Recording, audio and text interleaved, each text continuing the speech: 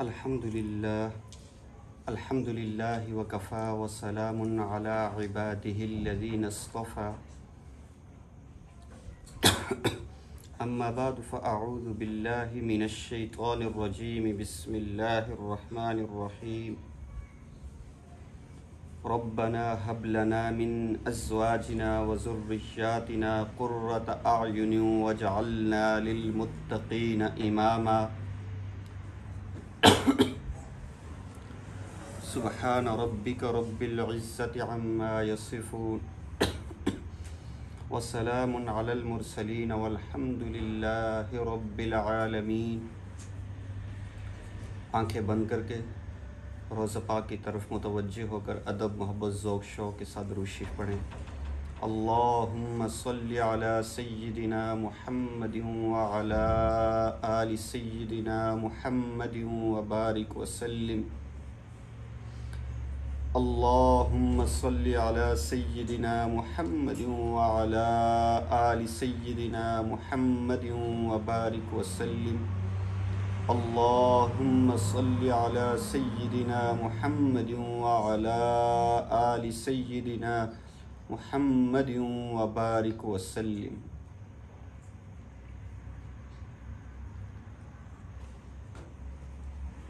مختصر تربیت اولاد اور اسلام ہماری کلاس چل رہی ہے۔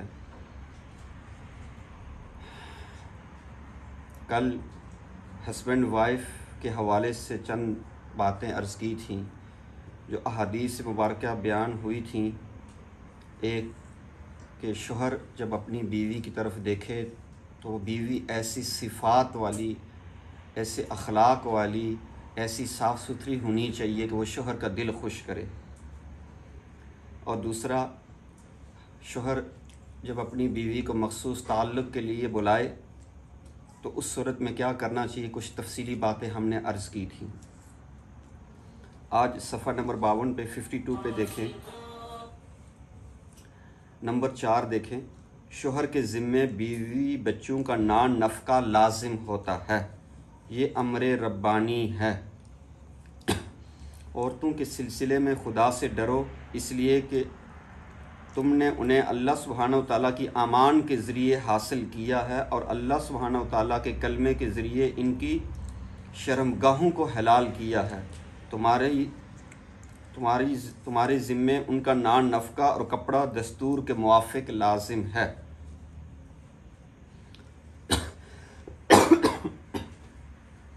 یہ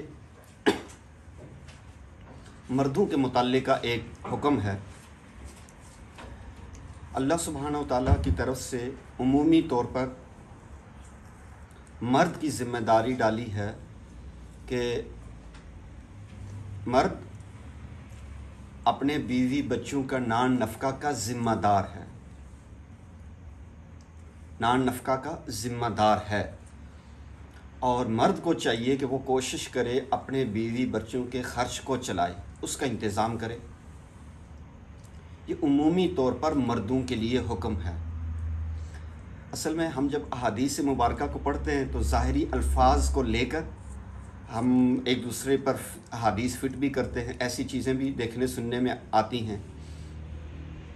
اس میں کوئی شک نہیں ہے، مرد کو اللہ نے محافظ کے طور پہ بنایا، امیر بنایا ہے، ایک درجہ عطا فرمایا ہے، اور مرد کے کندھوں پر یہ بوجھ بھی ڈالا ہے کہ وہ اپنے بیوی بچوں کے نان نفقہ دنیاوی طور پر جو ان کی ضروریات ہیں دستور کے موافق اس کے ذمے لازم ہیں، یعنی جتنا اس کا بس چل سکتا ہے وہ اتنی چیز کا وہ ذمہ دار ہے۔ وہ کوشش کرے، وہ کمانے کی کوشش کرے، وہ کمانے کا راستہ اختیار کرے، حلال روزی کمانے کا راستہ اختیار کرے۔ تو اب اس حدیث مبارکہ کو لے کر اس کے ضمن میں عورتوں کو یہ بات سمجھانی ہے، یہ ظاہری طور پر مردوں کو حکم ہے، لیکن اس کی تشریح میں ضروری چند باتیں ہیں جو خواتین ذہنوں میں رکھنی ہیں۔ رزق کا معاملہ اللہ سبحانہ وتعالیٰ نے اپنے ہاتھ میں رکھا ہے، آپ بہت اچھے سے سمجھتی ہیں، جانتی ہیں، کوئی امیر ہوتا ہے، کوئی غریب ہوتا ہے، کوئی درمیانے لیول کا ہوتا ہے، یہ اللہ کی طرف سے تقسیم، اللہ کی طرف سے معاملہ ہوتا ہے۔ ہر ایک کی اپنی قسمت ہوتی ہے، اللہ نے مقدر میں رزق لکھا ہوتا ہے، اس سے زیادہ کسی کو مل نہیں سکتا۔ لیکن مرد کو اللہ نے جو ذمہ داریاں دی ہیں نا، ذمہ داریوں میں، مرد کی ذمہ داریوں میں یہ چیز اللہ نے رکھ دی ہے کہ مرد اس بات کا خیال رکھے کہ وہ سمجھے اپنے آپ کو کہ بھئی گھر کے خرچ اخراجات کا ذمہ دار میں ہوں، اصل ذمہ دار مرد ہے. یہ اس کو شریعت نے اس کو تعلیم دی ہے، اس کو ترغیب دی ہے، سمجھایا ہے کہ یہ آپ کی ذمہ داری ہے. اور عورت کی ذمہ داری کیا ہوتی ہے؟ عورت کی ذمہ داری یہ ہے کہ وہ گھر کو سنبھالے، گھر کے نظام کو سنبھالے، گھر کا صاف ستھرا رکھنا، گھر کے اندر بچوں کی پرورش کرنا، مہمان آ جائیں، رشتہ دار آ جائیں تو ان کی خدمت، ان کا خیال رکھنا. لیکن یہ ذمہ داری لگانے کے بعد یہ نہیں کہ بس اب مرد کے ذمہ بس باہر کمانا ہے، وہ گھر کے اندر کبھی کام کاج نہیں کرے گا، یا بس عورت کے ذمہ داری یہی ہے کہ وہ خالی گھر کو سنبھالے کہ کبھی شوہر کی مالی معاملات میں کبھی ہیلپ نہیں کر سکتی. اگر آپ پیارے آقا حضور خاتم النبیین صلی اللہ علیہ وسلم کی زندگی کو تفصیل کے ساتھ دیکھیں اور ان کے فیصلوں کو دیکھیں، ان کی اپنی ذاتی زندگی کو دیکھیں، اور اسی طرح حضرات صحابہ کرام رضوان اللہ علیہم اجمعین جو ہمارے لیے معیار حق ہے، جو ہمارے لیے حجت ہے، کیا ہیں؟ یہ دو لفظ بولیں، لکھیں بھی، کیا؟ معیار حق ہے، جو ہمارے لیے حجت ہے. حضرات صحابہ کرام رضوان اللہ علیہم اجمعین کا عمل ہمارے لیے دین کا حصہ ہے. آج اس دنیا میں ایسے بدبخت موجود ہیں جو صحابہ کرام رضوان اللہ علیہم اجمعین کو کچھ بھی نہیں سمجھتے، کہتے ہیں بس قرآن اور حدیث میں جو چیز، نبی پاک صلی اللہ علیہ وسلم کے فرمان میں جو چیز آئی ہے بس، اس کے علاوہ ہم کچھ نہیں. قرآن اور نبی پاک صلی اللہ علیہ وسلم کے فرمان یعنی احادیث مبارکہ میں جو عمل حضرات صحابہ کرام رضوان اللہ علیہم اجمعین نے جس طریقے سے کیا، جس ترتیب سے کیا، وہ ہمارے لیے حجت ہے.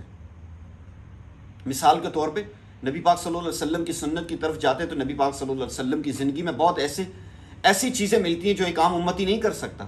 وہ ہم دیکھیں گے صحابہ کرام نے وہ عمل کیا یا نہیں کیا. بہت ساری مثالیں ہیں.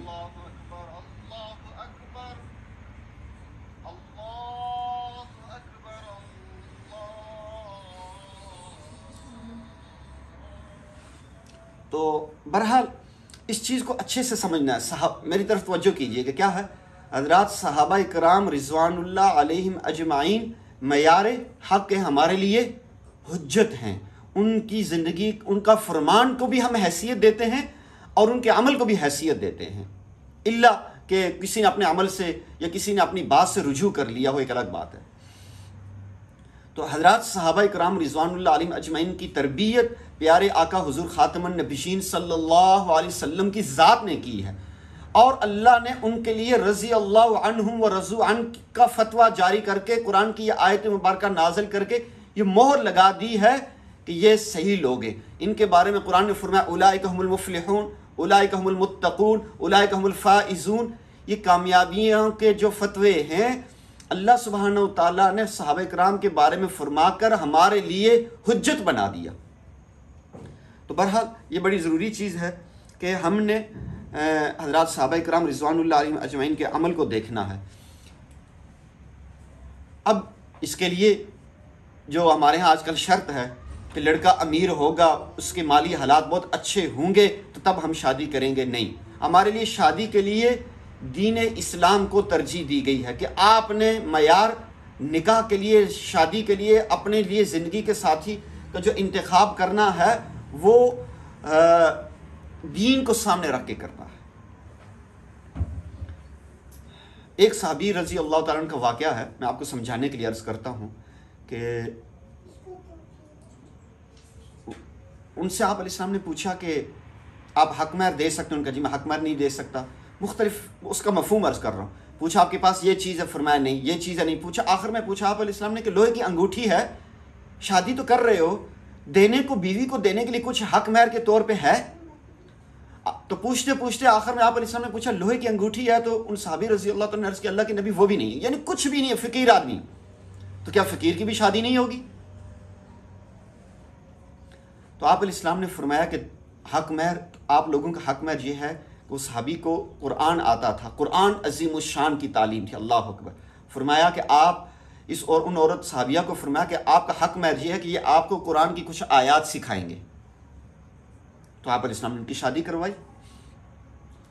پیارے آقا حضور خاتم النبیین صلی اللہ علیہ وسلم کی ذات کی سب سے زیادہ ہیلپ جو کی بیوی صاحبہ نے کی، حضرت ابوبکر صدیق رضی اللہ تعالیٰ عنہ کے بعد اماں خدیجۃ الکبریٰ رضی اللہ تعالیٰ عنہ نے، آپ علیہ السلام کے پاس تو مال متاع نہیں تھا،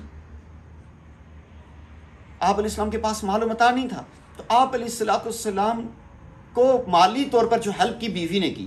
تو یعنی اس میں اگر بیوی کو اللہ نے دیا ہوا ہے تو لازمی نہیں کو کہے کہ نہیں ہم نے یہاں پہ دیکھا، ہمارے جیسے خاندانوں کے یا ہمارے جیسے لوگوں کے علاقوں میں ایسی چیز نہیں ہے کہ ہسبینڈ کا جو کچھ ہے وہ وائف کا، جو وائف کا وہ ہسبینڈ کا۔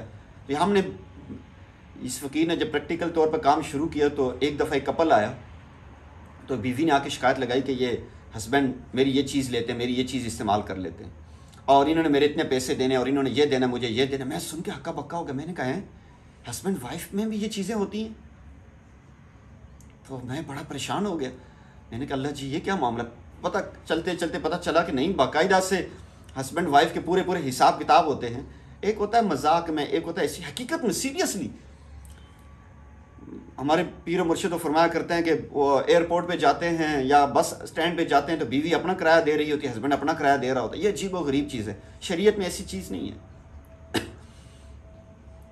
یہ بہت پیار محبت والا بڑا مقدس رشتہ ہے، تو اس میں جو چیز ایک کی وہ دوسرے کی بھی ہے، جو دوسرے کی وہ ایک کی ہے۔ یہ رشتہ اس انداز سے ہونا چاہیے۔ تو بہرحال اگر ہسبینڈ کہیں مالی طور پر کمزور ہے تو بیوی اس کی ہیلپ کر سکتی ہے، اس کو کرنی چاہیے۔ اور اسی طرح گھر میں ہسبینڈ کو بھی چاہیے کہ وہ بیوی کی ہیلپ کر لیا کرے، کام کاج میں اس کا ہاتھ بٹھا لیا کرے۔ آپ علیہ السلام سے یہ چیز بھی ملتی ہے کہ آپ علیہ السلام گھر میں گھر کے کام کاج کی کر لیا کرتے تھے۔ اب وہ ذمہ داریاں تو ڈالیں، لیکن ذمہ داریاں ڈالنے کا مطلب ہرگز یہ نہیں ہے کہ بس اب دوسرے نے اس کے کام میں ہاتھ نہیں لگانا۔ تو اسی طرح کبھی ہسبینڈ کمزور ہو سکتا ہے، وائف کو مالی طور پہ تگڑی ہو سکتی ہے، یا وائف کا گھر کے کام کاج میں کمزور ہو سکتی ہے تو ہسبینڈ کو سمجھ بوجھ ہو سکتی ہے۔ ہم نے ایسے بہت سارے مردوں کو دیکھا کہ ان کو بہت اچھے اچھے کھانے پکانے بھی آ رہے ہوتے ہیں، وہ گھر کے اندر کھانے بھی پکا رہے ہوتے ہیں۔ ہاں ذمہ داریاں بتا دیں کہ یہ چیزیں، اس کے لیے ان لوگوں کو کوشش کرنی چاہیے، لیکن اگر کبھی اس کے برعکس ہو جائے تو اس میں ایک دوسرے کی ہیلپ بھی کرنی چاہیے۔ اسی بات کو لے کر ہم ایشو بنا کے اپنی زندگیاں خراب نہ کریں۔